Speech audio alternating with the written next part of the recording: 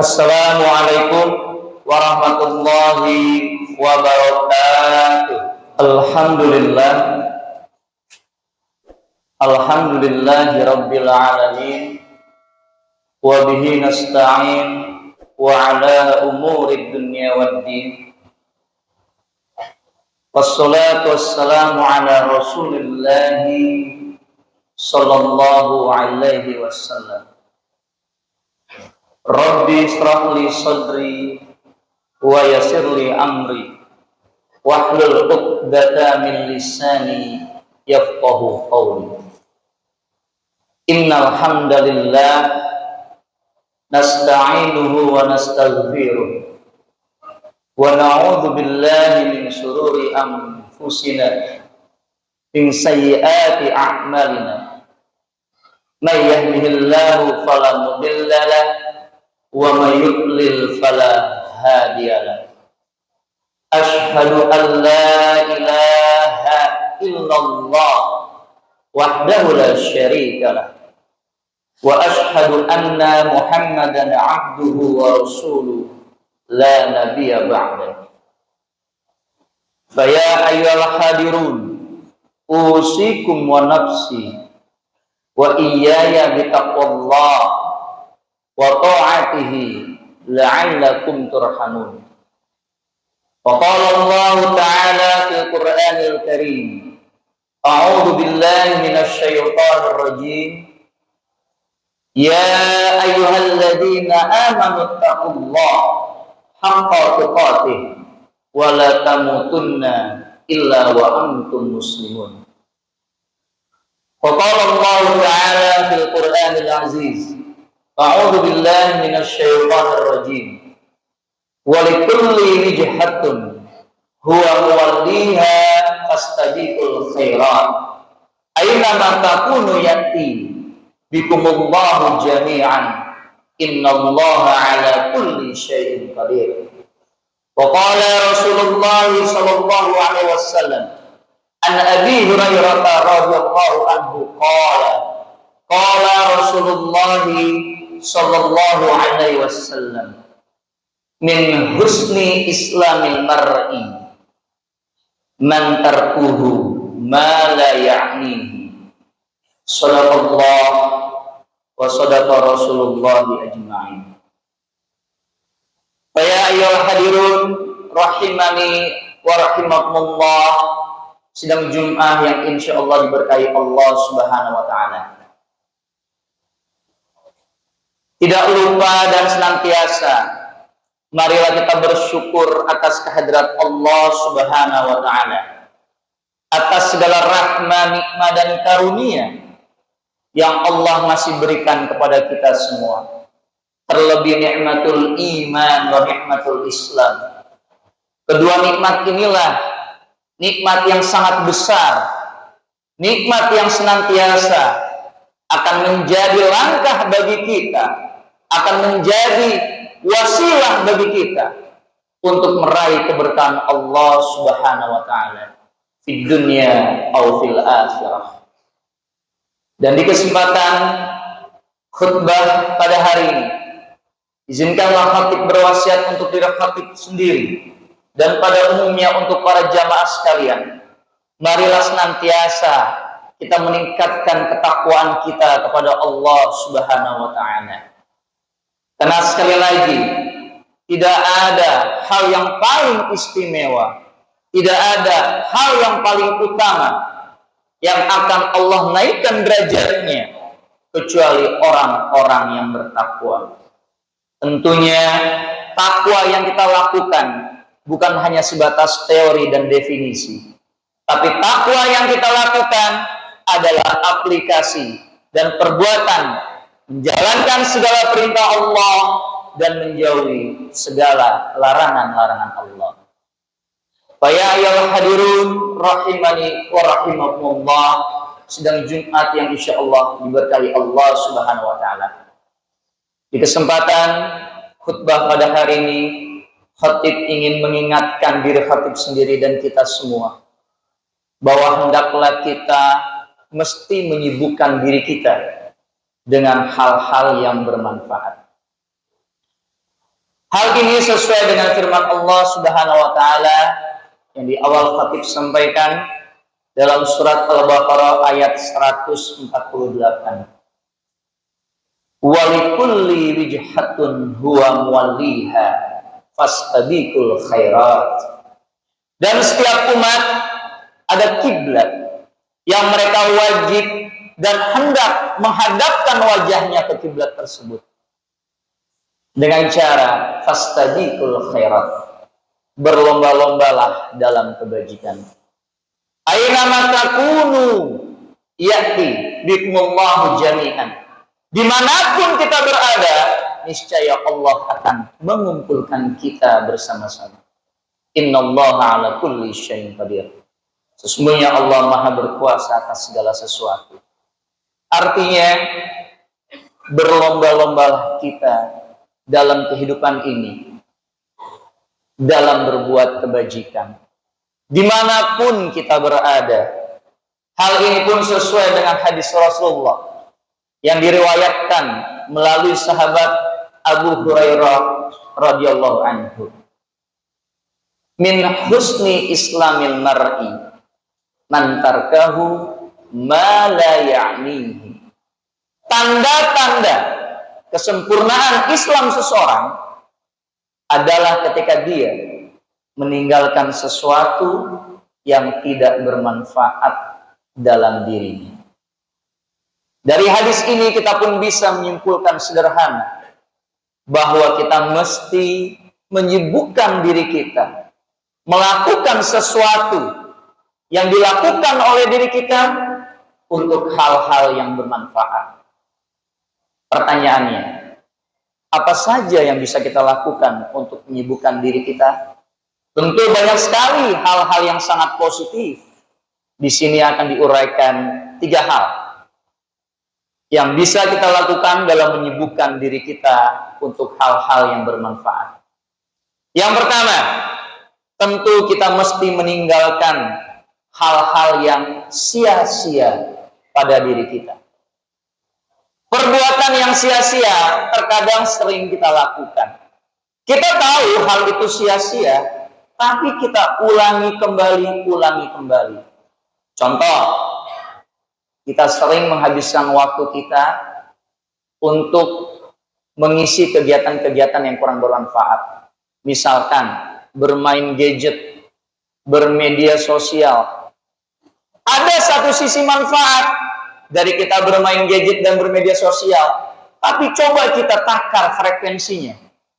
Apakah banyak yang bermanfaat kita lakukan dari media tersebut, atau hal yang kurang bermanfaat kita lakukan? Ketika kita memiliki waktu luang, sibuk kita melakukan bermedsos tersebut. Allah mengingatkan kita dalam firman-Nya pada surat Al-An'am ayat 160. A'udzu billahi minasyaitonir rajim.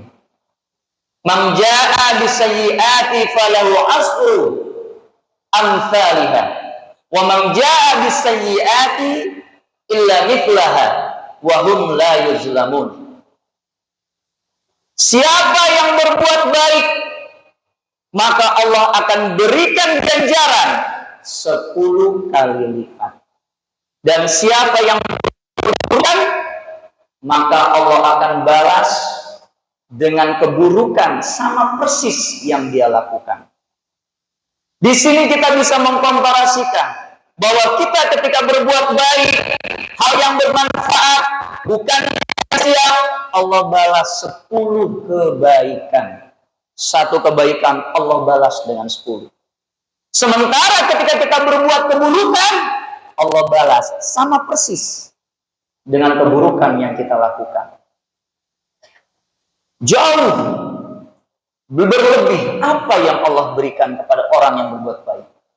Dalam hadis Nabi pun dikatakan dari sahabat Anas ibn Malik, Anas ibn Malik radhiyallahu anhu qala Rasulullah sallallahu alaihi wasallam, yang diriwayatkan oleh Imam Muslim, bahwa siapa yang berbuat kebaikan maka Allah akan lipat gandakan 10 bahkan 700 kali lipat. Dan siapa yang berbuat keburukan, maka Allah akan balas sama persis dengan keburukan yang dilakukan. Oleh karena itu, tinggalkanlah hal sia-sia yang terkadang kita lakukan.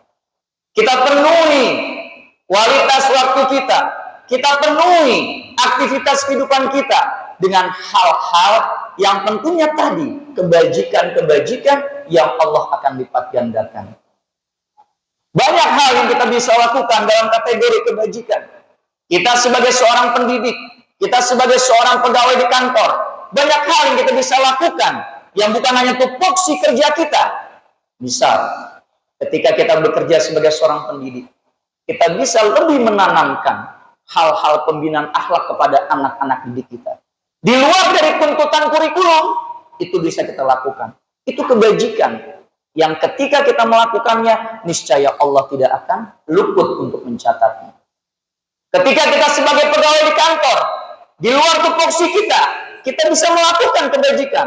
Buatlah suasana, buatlah bi'ah di dalam kantor kita agar lebih agamis, agar lebih bersemangat, memperhatikan satu dengan yang lainnya, membantu satu dengan lainnya, tanpa mengharapkan imbalan dan reward dari pimpinan kita. Ini kita bisa lakukan. Dan ini terkadang luput dalam kehidupan kita. Ketika kita sudah fokus pada tugas dan tanggung jawab kita, fokus hanya pada hal itu. Luput kita memperhatikan hal-hal yang lain. Ini cara yang pertama. Cara yang kedua, tentunya kita mesti dekat kepada Allah Subhanahu wa Ta'ala.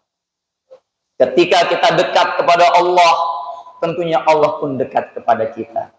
Sesuai dengan firman Allah Subhanahu wa Ta'ala dalam surat Al-Baqarah ayat 186. A'udzu billahi minasyaitonir rajim. Wa idza sa'alaka 'ibadi anni fa inni qarib. Ujibu da'watad da'i idza da'ani falyastajibu li wal yu'minu bi la'allahum yarshudun. Ketika hamba-hambaku bertanya, ya Muhammad, tentang diriku, katakanlah, aku ini dekat. Jadi Allah sangat dekat kepada kita. Terkadang kita yang menjauh dari Allah. Orang-orang yang beriman dan bertakwa akan merasakan sesuatu yang berbeda pada diri dia ketika dia sudah menjauh kepada Allah. Ketika dia sering berjamaah di masjid, ketika dia sering tilawah Quran, suatu waktu, suatu saat ada rasa malas menggelayuti diri dia. Jarang dia untuk jamaah di masjid, jarang dia untuk bertilawah Quran. Dia tersadar, ada yang kurang pada diri saya. Biasanya ketika azan saya bergegas untuk ke masjid. Biasanya dalam setiap hari paling tidak 1 lembar saya membaca Quran. Dan kenapa saya seperti ini? Pada diri orang beriman dan bertakwa, ada rasa yang hilang pada diri dia ketika sudah mulai menjauh dari Allah. Ini banyak kita rasakan. Dan ketika kita berada pada posisi tersebut, kembalikan semangat kita. Kembalikan frekuensi konsentrasi kita untuk kembali dekat kepada Allah. Dan Allah katakan, hambanya yang dekat. Ujibu da'watad da'i idza da'ani falyastajibu li. Berdoalah kamu kepadaku, niscaya aku akan kabulkan doa-doa engkau. Wal yu'minu bi la'allahum yarshudun. Dan aku jadikan engkau adalah orang-orang yang mendapatkan petunjuk. Jadi sekali lagi, ketika kita ingin mendapatkan petunjuk dari Allah, dekat-dekatlah kepada Allah. Ketika kita mendapatkan sebuah problem, mendapatkan sebuah masalah yang butuh solusi, yang butuh jalan keluar, jangan kemana-mana. Taqarrub ilallah, dekatlah kepada Allah. Termasuk kondisi sosial bangsa kita, termasuk kondisi bangsa kita. Kita harapkan para pemimpin kita lebih dekat kepada Allah Subhanahu wa Ta'ala agar mendapatkan solusi, mendapatkan jalan keluar dari setiap permasalahan sosial yang ada pada negara kita ini. Itu cara yang kedua. Cara yang ketiga, hendaklah kita untuk senantiasa menuntut ilmu. Ilmu di sini bisa kita spesifikasikan adalah ilmu syar'i. Ilmu-ilmu dunia sudah sering kita tuntut. Bahkan jenjang title kita sampai S3, bahkan profesor. Ilmu dunia. Kita bandingkan dengan ilmu syar'i. Apakah kita punya jadwal kajian rutin? Apakah kita sisihkan waktu kita untuk mengikuti kajian-kajian rutin? Hendaknya itu kita lakukan.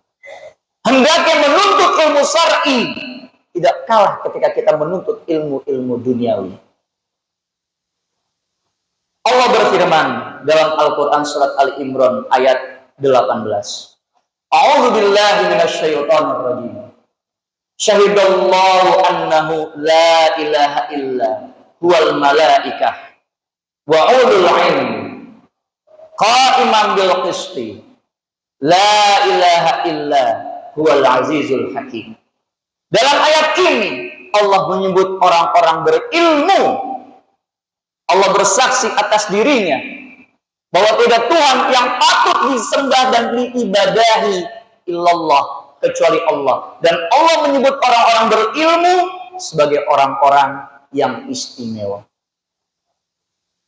Nabi kita pun mengatakan dari hadis yang diriwayatkan oleh Imam Muslim dari sahabat Anas ibn Malik.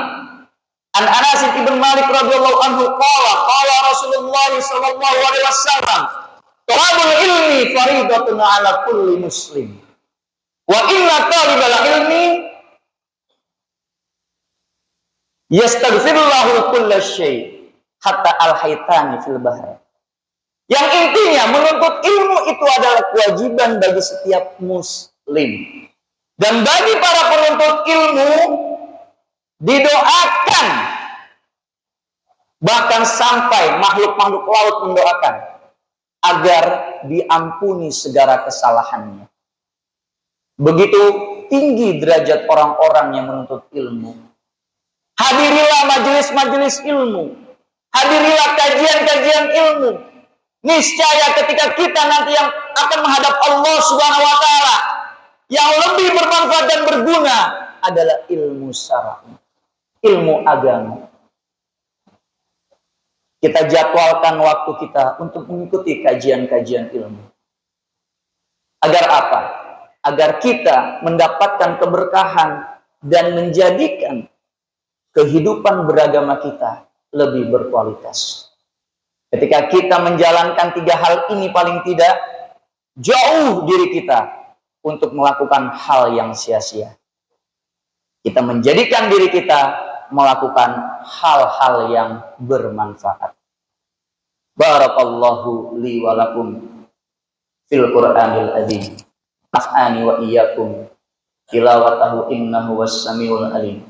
Aqulu qawli hadza astaghfirullahu li wa lakum wa lisairil muslimina wal muslimat wal mu'minina wal mu'minat fastaghfiru innahu huwal ghafurur rahim.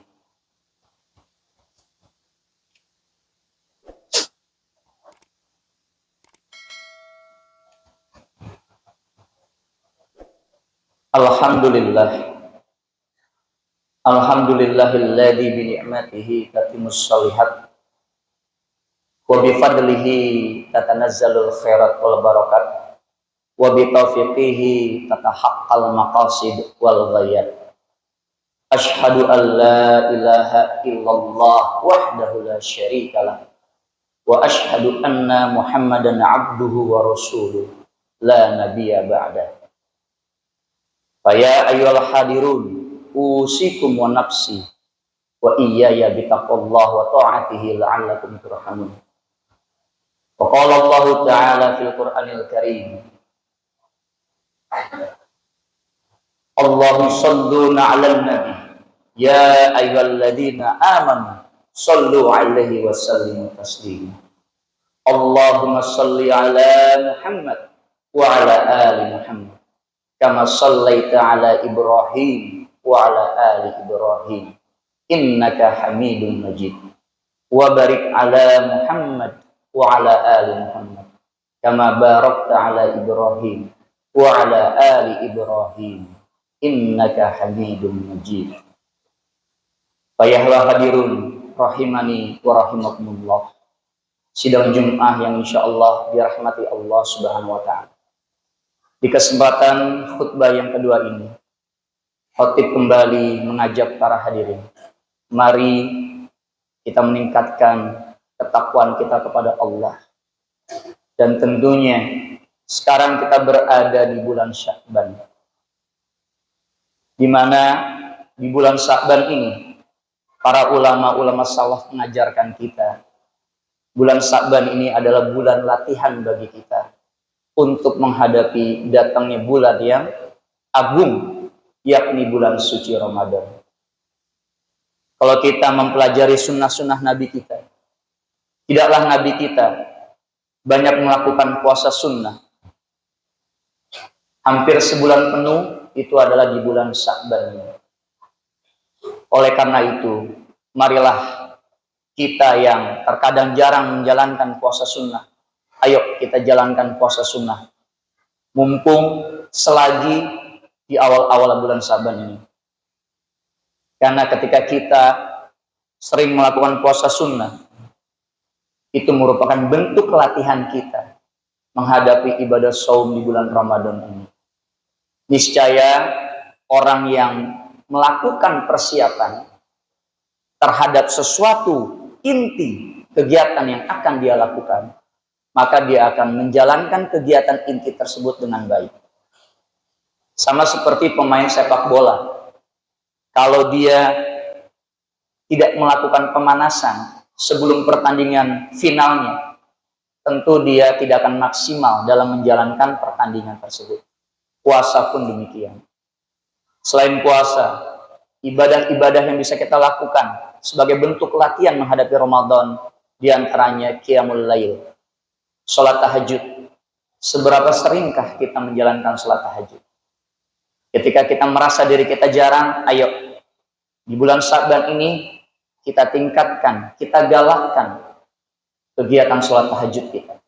Agar nanti di bulan Ramadan kita terbiasa menjalankan qiyamul lail.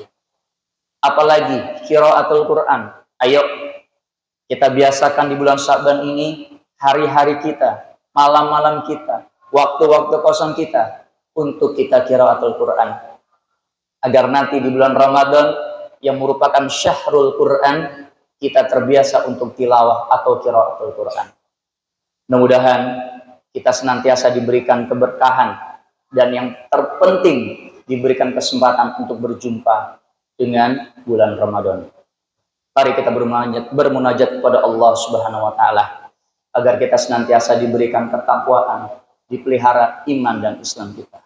Allahumma ghfir lil muslimin wal muslimat wal mu'minina wal mu'minat al-ahya'i minhum wa amwat.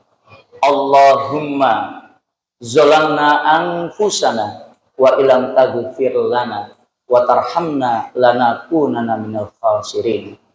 Allahumma arinal haqqa haqqa warzuqna ittiba'ah wa arinal batila batila warzuqna ijtinabah. Rabbana atina fid dunya hasanah wa fil akhirati hasanah wa qina adzabannar. Subhana rabbika rabbil izzati amma yasifun wassalamun alal mursalin walhamdulillahi rabbil alamin. Ibadallah, innallaha ya'murukum bil adli wal ihsan wa ita'i dzil qurba wa yanha 'anil fahsya'i wal munkari wal baghi. Fazkurullahal azim yazkurkum fas'aluhu min fadlihi yu'tikum wa li dzikrullahi akbar. Aqimis shalah.